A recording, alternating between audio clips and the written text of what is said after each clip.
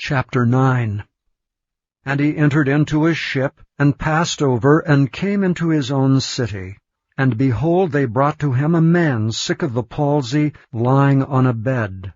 And Jesus, seeing their faith, said unto the sick of the palsy, Son, be of good cheer, thy sins be forgiven thee. And behold, certain of the scribes said within themselves, This man blasphemeth. And Jesus, knowing their thoughts, said, Wherefore think ye evil in your hearts? For whether is easier to say, Thy sins be forgiven thee, or to say, Arise and walk?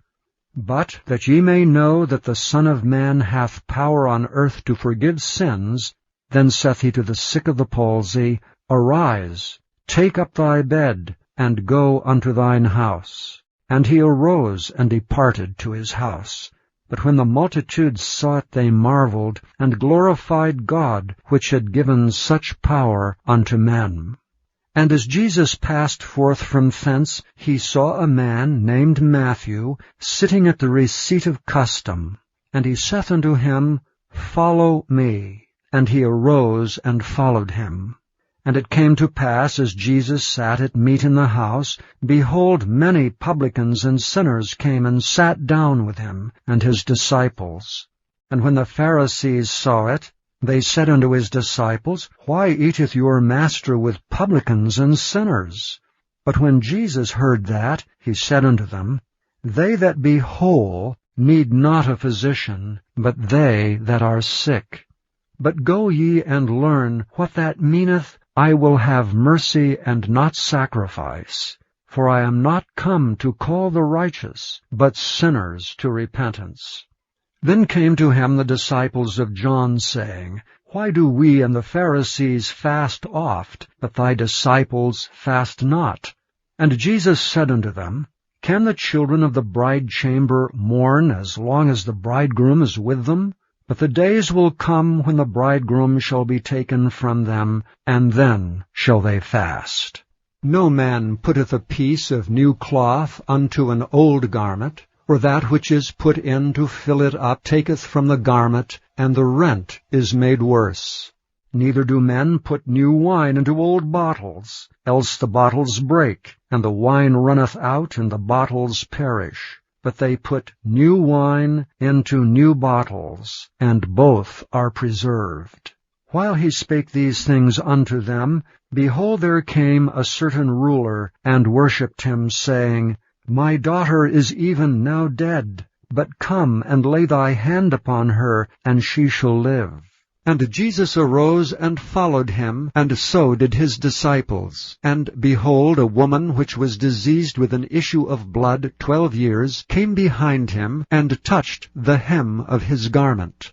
For she said within herself, If I may but touch his garment, I shall be whole. But Jesus turned him about, and when he saw her, he said, Daughter, be of good comfort, thy faith hath made thee whole. And the woman was made whole from that hour. And when Jesus came into the ruler's house, and saw the minstrels and the people making a noise, he said unto them, Give place, for the maid is not dead, but sleepeth. And they laughed him to scorn.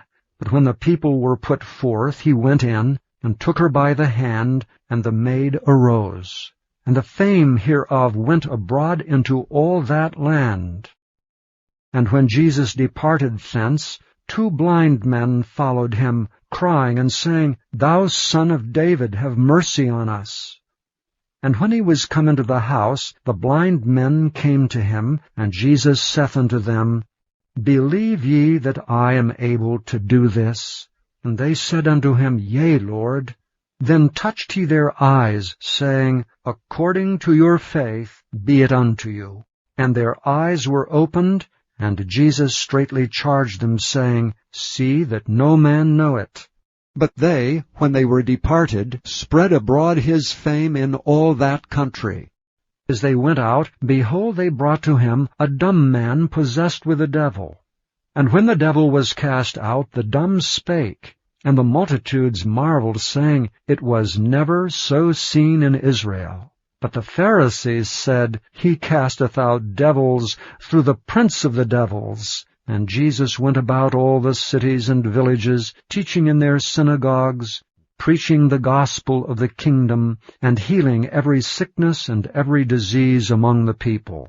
But when he saw the multitudes, he was moved with compassion on them, because they fainted and were scattered abroad as sheep having no shepherd. Then saith he unto his disciples, The harvest truly is plenteous, but the laborers are few. Pray ye therefore the Lord of the harvest, that he will send forth laborers into his harvest.